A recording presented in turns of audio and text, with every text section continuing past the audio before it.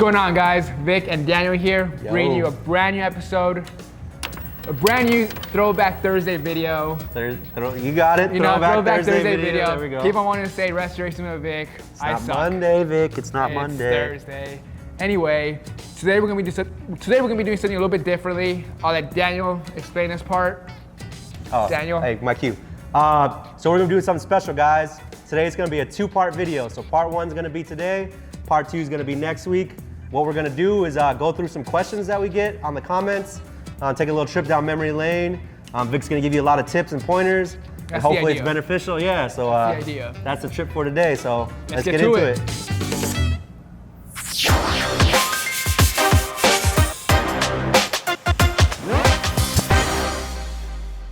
So first off, we're gonna talk about just Vic's come a long way on the camera. So we're gonna take a trip back and look at one of these older videos, and you can see how far Vic's come. See how goofy I was in front of the camera. I mean, I'm still pretty goofy. Oh, we got lightning video. Old Dusty Vic. Oh, goofy Vic. Oh man. Goofy looking Vic. Oh, we already covered this with your No Shave November looking beard. Yeah, I was super awkward in front of the camera when we first started. It's gotten a lot better. A lot better. I'm still not 100%, but from the very first day to now, I mean, night and day difference. When I first got the job at Rejuvenator, I literally never been in front of the camera, nobody's ever even seen me do a restoration or custom in person. So I mean, it was a whole new experience. But it was super awkward in front of the camera. I didn't know whether to look at the camera, look down. My monotone voice was always the same. I mean, it was a challenge. Yeah, it's still a challenge. It's definitely very monotone in the beginning. Just a reminder, when cleaning suede, I tend to use very little water and more solution to not saturate the material as much.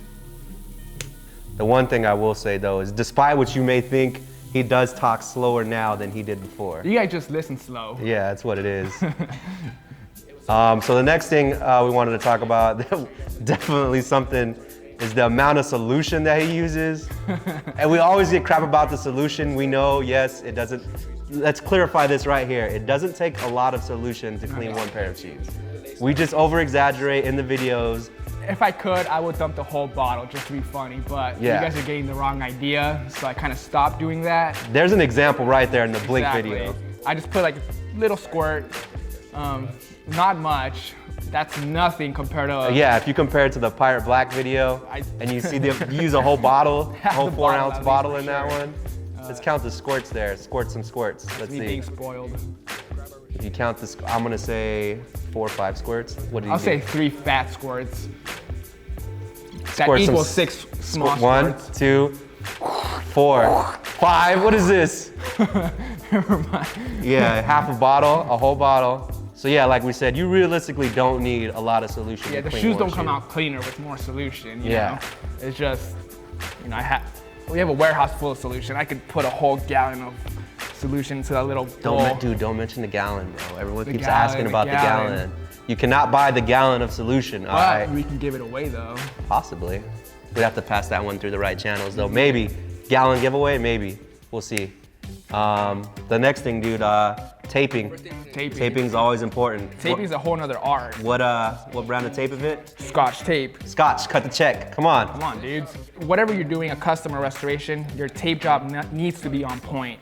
You don't want no paint slipping under, any of that stuff. There's a lot of good tape brands you can use. I personally use the Scotch stationery tape just because I've been using it from the beginning. I know a lot of other people use different kind of tapes, which is fine.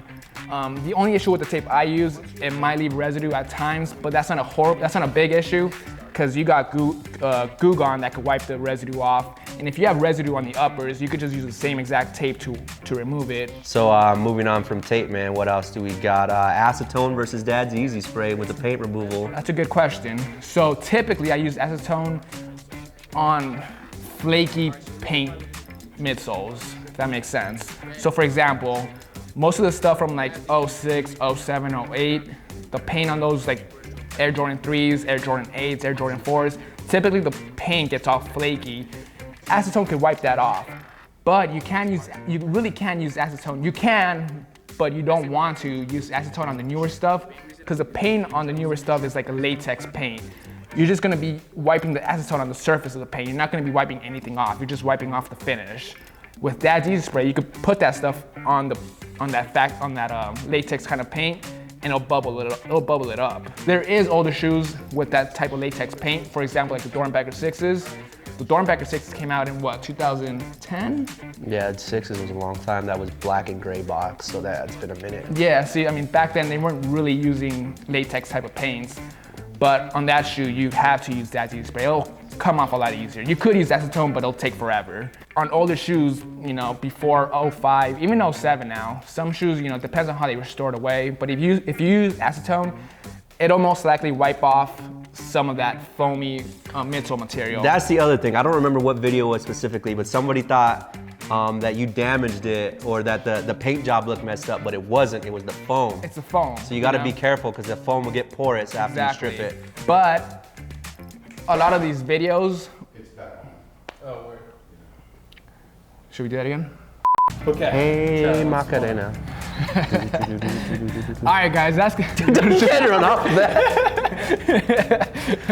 that's gonna be it for part 1. Make sure to tune in next Thursday for part 2. This is Vick Almighty and Hype DJ, aka Daniel. See you guys later.